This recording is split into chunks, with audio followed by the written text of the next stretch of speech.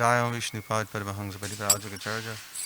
After Sri Srimad His Divine Grace of High Charan Arvind Bhaktivedanta Swami Srila Prabhupada Ki Jai. Iskam Vividhi Founder Charge of Divine Grace Srila Prabhupada Ki Jai. Grantara Srimad Bhagavatam Ki Jai. Sri Harinam Sankirtan Ki Jai. Sri Ikadasi Bhatta Ki Jai. Samaveda Bhakta Vrinda Ki Jai. Nitai Garbhamanandi. All glories to the sum of the bodies. All glories to the sum of the bodies. All glories to the sum of the bodies. All glories to Sri Guru and Sri Gauranga. Nama Om Vishnu Vadaya Krishna Padasavadare. Srimati Bhaktivedanta Swami Nityanamane Namaste Saraswati Deve Gauravani Pachani Visesa Sunya Madhipasta Chari Satarine.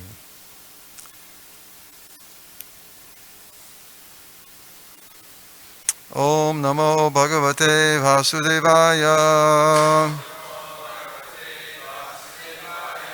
Om Namo Bhagavate Vasudevaya. Om Namo Bhagavate Vasudevaya.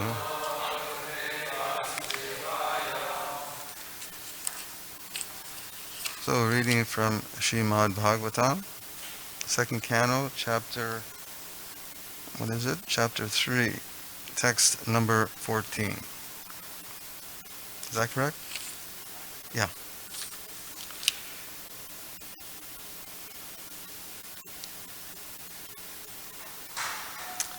Echachtushu shatam vidvan. Echachtushu shatam vidvam.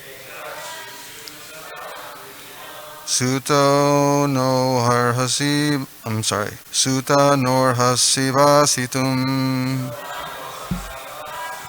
Suta nor hasivasitum. Kata hari kato dharka. Kata hari kato dharka. Satam syu sadasi dhruvam. Satam su sorasi dhruvam. Etat sushu shatang vedvan. Suta norha sivasitum. Kata hari kato dharka. Satang su sarasi dhruvam.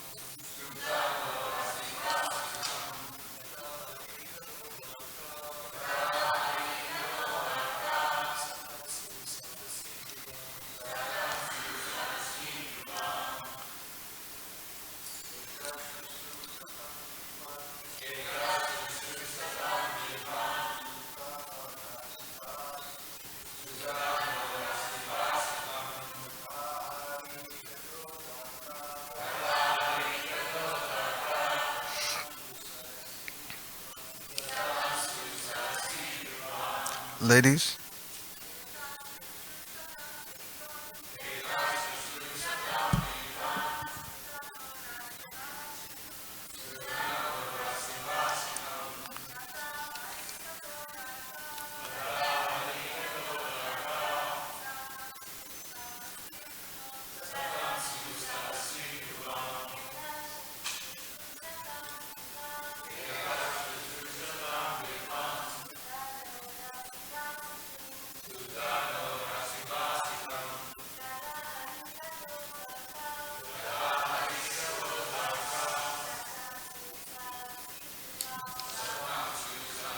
Dhruvam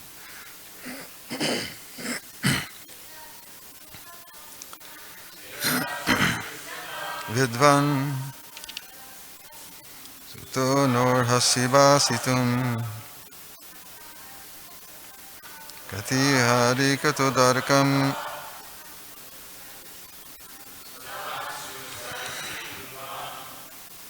Etat this Sushu Satam of those eager to hear. Vidvan, O learned, Sutta, Sutta Goswami, Na, unto us, Arhasi, may you do it. Basitum, just to explain it. Kata, topics. Harikata Udarka, result in the topics of the Lord. Satam, of the devotees. Syu, may be. Sadasi, in the assembly of. Dhruvam, certainly. Translation and purport by His Divine Grace Srila A.C. Bhaktivedanta Swami Srila Prabhupada Ki Jai. O Sutta Goswami, O learned Sutta Goswami, please continue to explain such topics to us because we are all eager to hear. Besides that, topics which result in the discussion of the Lord Hari should certainly be discussed in the assembly of devotees. Please repeat. O learned Sutta Goswami, please continue to explain such topics to us, because we are all eager to hear. Besides that, topics which result in the discussion of the Lord Hari should certainly be discussed in the assembly of devotees. Purport. As we have already quoted above from the Bhakti Rasamrita Sindhu of Rupa Goswami, even mundane things, if dovetailed in the service of Lord Sri Krishna, are accepted as transcendental. For example, the epics or the histories of Ramayana and Mahabharata, which are specifically recommended for the less intelligent classes, women, Shudras, and unworthy sons of the higher castes, are also accepted in Vedic literature, as Vedic literature, because they are compiled in connection with the activities of the Lord. Mahabharata is accepted as the fifth division of the Vedas, after its first four divisions, namely Samayaja, Rik, and Atharva. The less intelligent do not accept Mahabharata as part of the Vedas, but great sages and authorities accept it as the fifth division of the Vedas. Bhagavad Gita is also part of the Mahabharata, and it is full of the Lord's instruction for the less intelligent class of men. Some less intelligent men say that Bhagavad Gita is not meant for householders, but such foolish men forget that Bhagavad Gita was explained to Arjuna, a Grihastha, family man, and spoken by the Lord in his role as a Grihastha. So Bhagavad Gita, although containing the high philosophy of the Vedic wisdom, is for the beginners in the transcendental science. The Srimad Bhagavatam is for graduates and postgraduates in the transcendental science. Therefore, literatures like Mahabharata, the Puranas, and similar other literatures, which are full of the pastimes of the Lord, are all transcendental literatures, and they should be discussed with full confidence in the society of great devotees. The difficulty is that such literatures, when discussed by professional men, appear to be mundane literature like histories or epics, because there are so many historical facts and figures. It is said here, therefore, that such literatures should be discussed in the assembly of devotees. Unless they are discussed by devotees, such literatures cannot be relished by the higher class of men. So the conclusion is that the Lord is not impersonal in the ultimate issue. He is the Supreme Person and He has His different activities. He is the leader of all living entities and He descends at His will and by His personal energy to reclaim the fallen souls. Thus, He plays exactly like the social, political, or religious leaders. Because such roles ultimately culminate in the discussion of topics of the Lord, all such preliminary topics are also transcendental. That is the way of spiritualizing the civic activities of human society. Men have inclinations for studying history and many other mundane literatures, stories, fiction, drama, magazines, newspapers, etc. So let them be dovetailed with the transcendental service of the Lord, and all of them will turn to the topics relished by all devotees. The propaganda that the Lord is impersonal, that He has no activity, and that He is a dumb stone, without any name and form, has encouraged people to become godless, faithless, demons, and the more they deviate from the transcendental activities of the Lord, the more they become accustomed to mundane activities that only clear their path to hell instead of return them home back to Godhead. Srimad Bhagavatam begins with the history of the Pandavas, with necessary politics and social activities. And yet Srimad Bhagavatam is said to be the Paramahansa Samhita, or the Vedic literature meant for the topmost transcendentalists. It is described Param Jnanam, the highest transcendental knowledge. Pure devotees of the Lord are all Paramahansas, and they are like these swans who know the art of sucking milk out of a mixture of milk and water. Om Ajnanatimirandasya Gyananjana Shalakaya Chakshun Manitam Jena Tasmai Sri Gurave Namaha.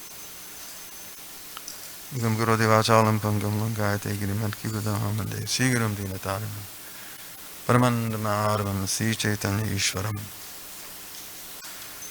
There is a footnote to this purport, and I believe it was by Srila Prabhupada, so we'll read that as well. I don't know if you have it, but at the end of this purport, there is a note.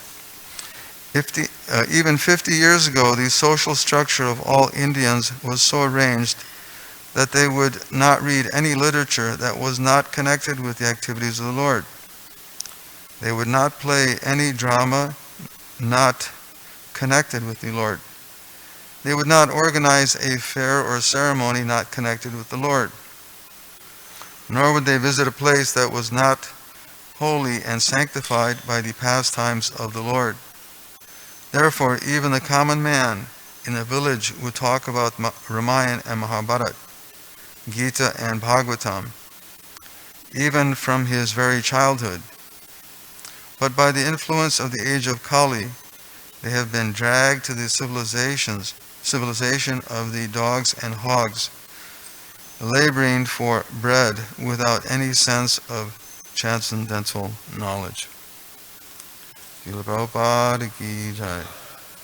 Wow, what an incredible verse and purport.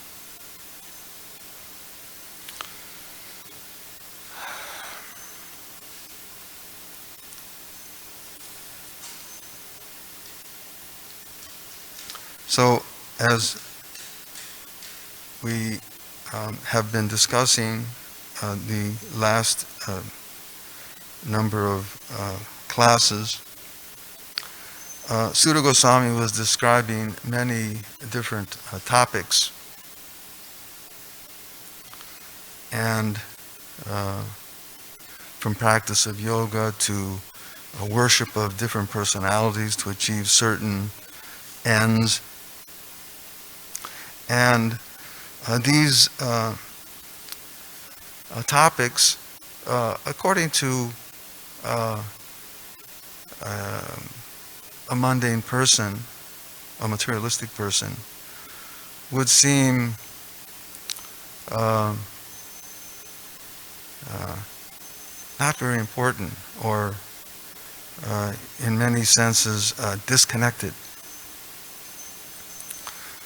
But here, Shonaka Rishi is making a very, very important point, that he's saying, please continue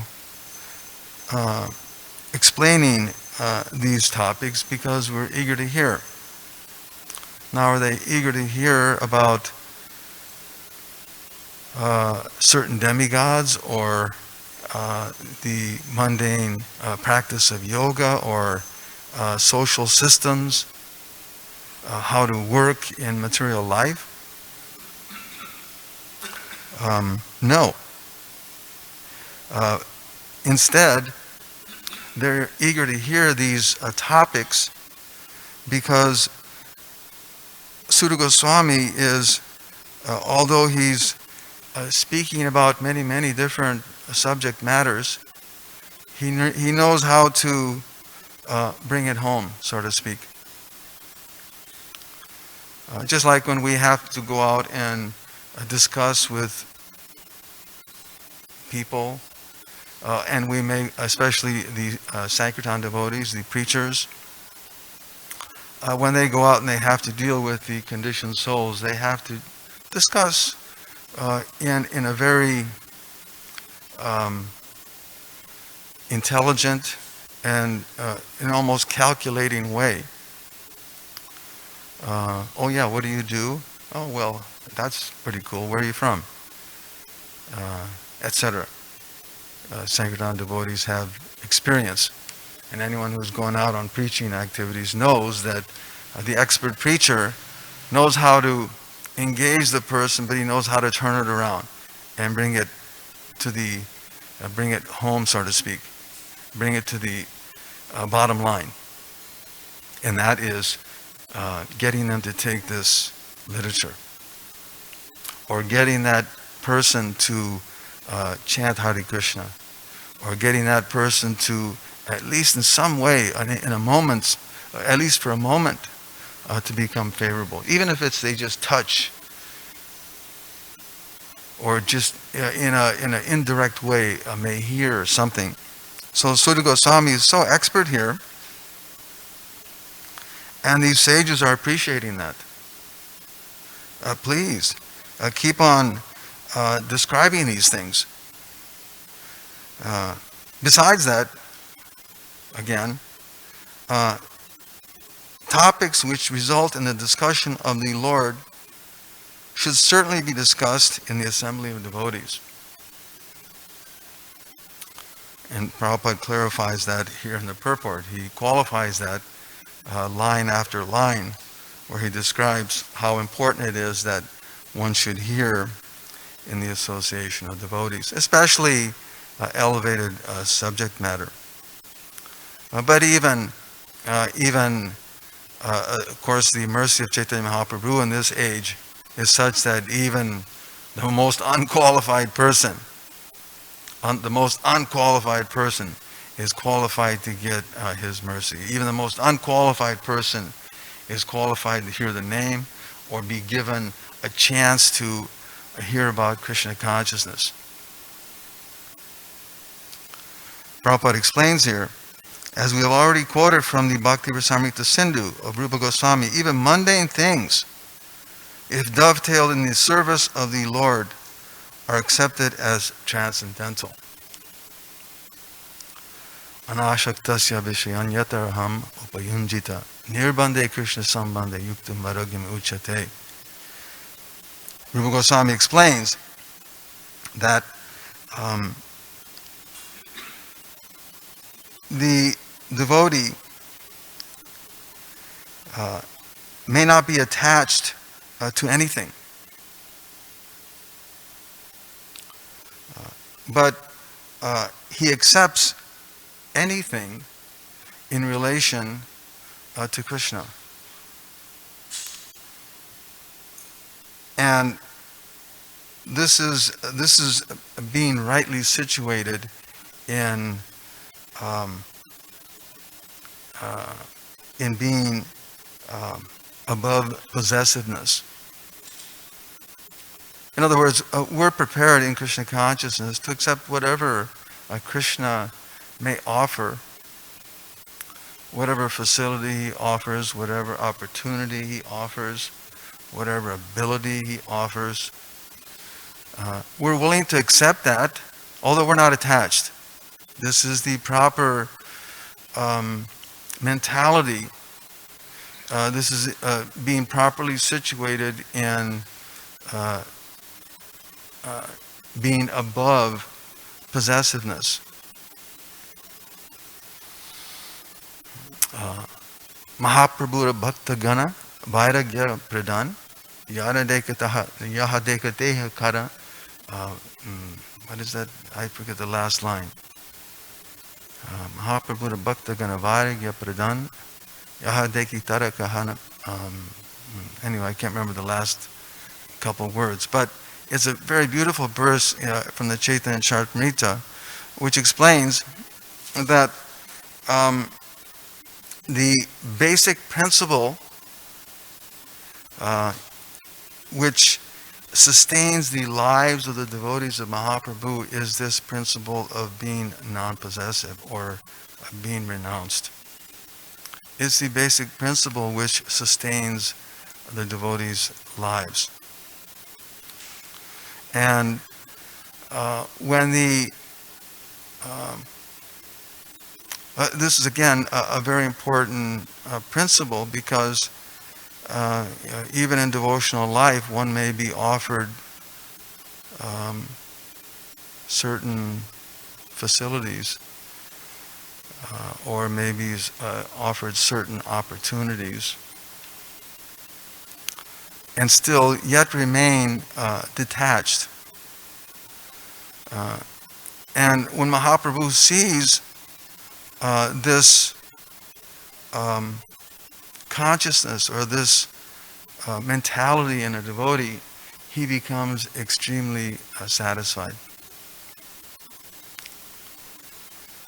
Just as we see in the example of Sanatana Goswami.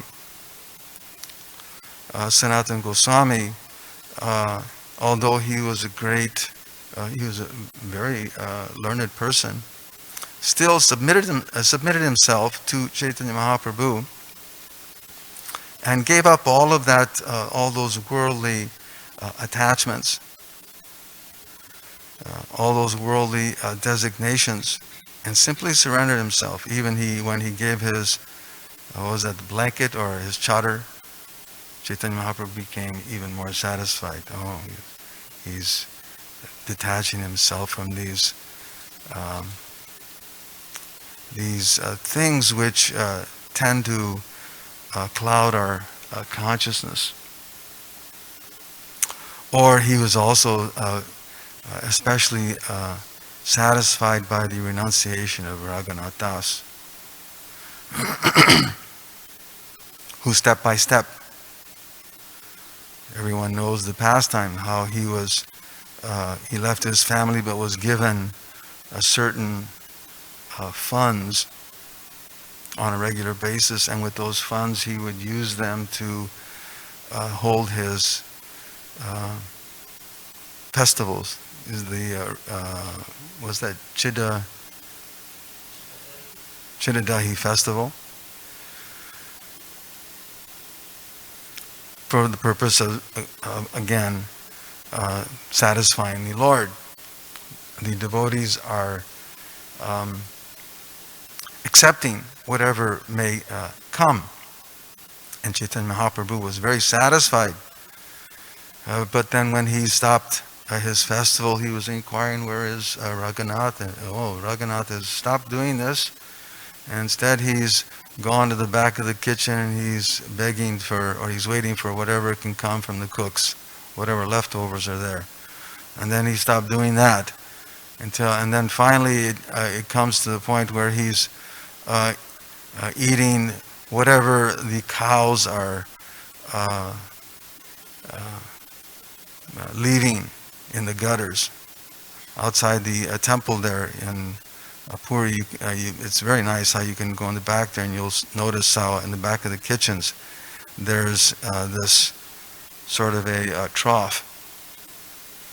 And when they cook their items, they wash their pots and everything comes out that trough and out into the perimeter of the temple, and the cows come and eat those grains. So whatever they're rejecting, Raghunath would eat that. So the Lord is very satisfied by this basic principle. Even when Bali Maharaj, when he was approached by Vamanadev, and the Lord took his first two steps and asked him, what am I to do with the third? He offered his head. And the Lord was so pleased by this that he purchased him. The Lord was purchased by his surrender. He's glorified for his Atmanivedana, giving everything, offering everything to the Lord. So in this way, the Lord is satisfied when the devotees are practicing that basic principle. We're willing to accept whatever Krishna offers, but we use it in his service, not as some personal facility. So this is the proper properly being or being situated properly in non-possessiveness. On the other hand, those one who rejects everything without knowledge of how it's connected to Krishna and the personality of Godhead is not complete in his renunciation, not complete in his understanding. So, Srila Prabhupada is making this point that everything can be dovetailed in the service of the Lord and accepted and understood to be transcendental. Even, as Prabhupada gives the example here of the Ramayana Mahabharata, which to, again, many may seem to be mundane because there's family relationships, there's war, there's politicking going on and this and that, there's so many names and circumstances. So to many this may seem mundane to the less intelligent. But because these epics contain the activities and words of Lord Ram and Lord Krishna, and they're accepted as transcendental by the learned persons. But the less intelligent here, as Prabhupada points out, they don't accept these things. They think they're mundane, or that the personality of Godhead is impersonal, or that he's just some fictional character. He's it's a mundane person in some way, fictional or what's the word, mythology. But such less intelligent persons cannot appreciate, because of their offenses, of course, but they can't understand or they can't see how Krishna, when he comes into this world, everything he does, whether it be acting as Prabhupada points out here, he takes on different roles, right? He acts, whether it be social, political, or religious, he takes on different characters. Those characters, those roles are not mundane, but they're transcendental. Or that some say that Bhagavad Gita is not meant for householders. It's meant for the Brahmin class, right? Because the others, the other orders, social orders, they can't understand this. It's too elevated. And of course, their conclusion is that the Lord is impersonal. He's just some character. Therefore, literatures like Mahabharata, Puranas, and similar other literatures, which are full of the pastimes of the Lord, are all transcendental literatures, and should be discussed with full confidence in a society of great devotees.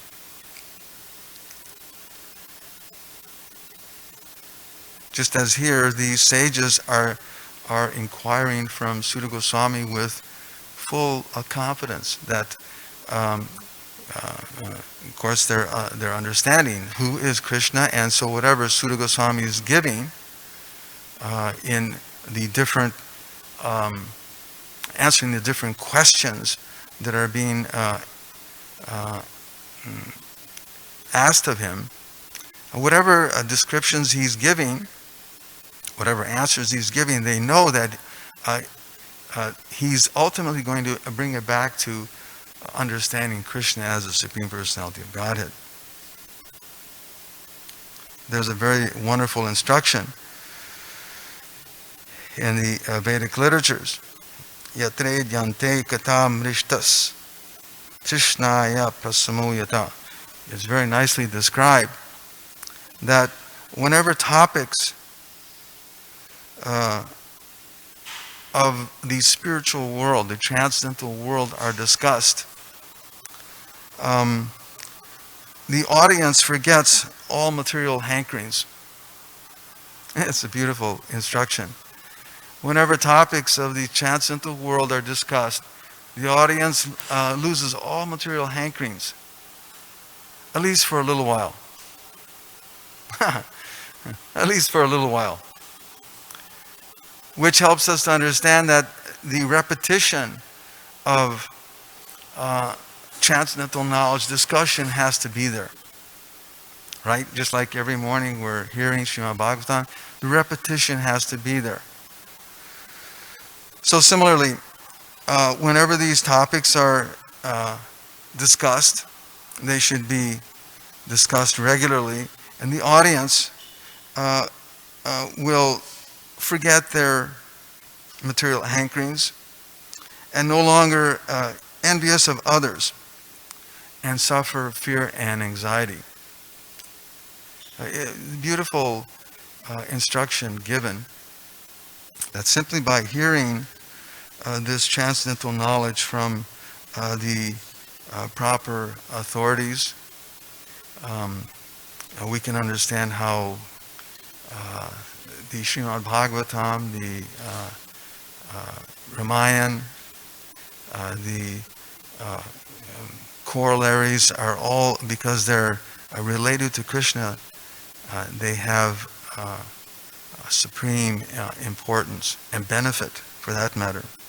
And of course, the question would may arise that, well, why should we listen to this, or why should we hear this constantly? Shyat Krishna Nami Charitari Satapya Vidya. It's because these narrations, these discussions, are sweet like sugar candy. It's unfortunate that one who's afflicted by the jauntus, whose tongue is afflicted by the jauntus of avidya, can't appreciate it. But it's wonderful. It's incredible that by the constant repetition, just like the constant taking of the sugar candy, it relieves one of that jauntus condition. By the constant repetition, hearing this transcendental knowledge, it relieves one from the illusion of this material world, from the different material conditions and suffering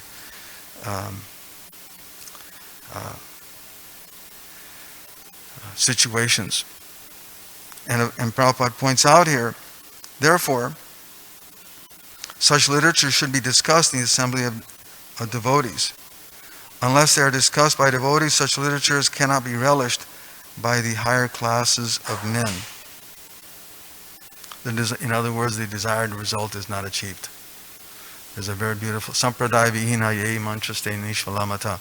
Unless you hear from the proper authority, the desired result, the benefit of that chanting of those mantras is not achieved. So one has to hear, as Prabhupada points out here, such literatures cannot be relished, which is the desired result, right? By the unless one is discussing in the association of the devotees. So one has to be very careful. And there's so many things here that Srila Prabhupada is making point, and we could go on and on. Every line is so full of so many things, but we'll end there. Are there any questions or comments?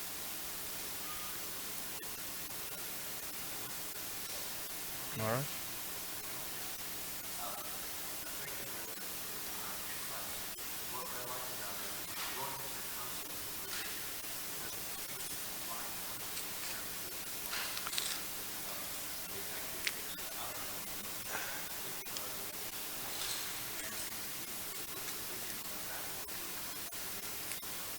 Huh.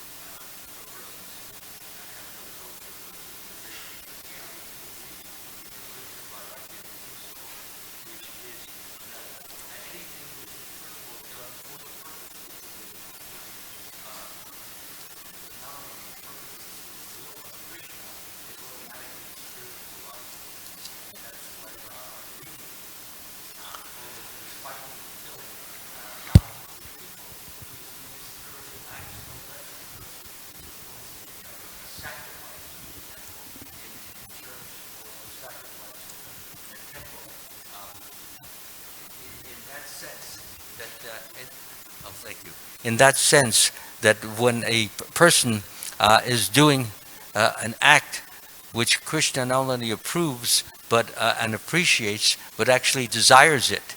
So when Krishna expresses his desire that Arjuna should kill Duryodhana and all of his particular followers because they represented evil and prevented Yudhishthira from doing the job that he could naturally do, we see that this is religion.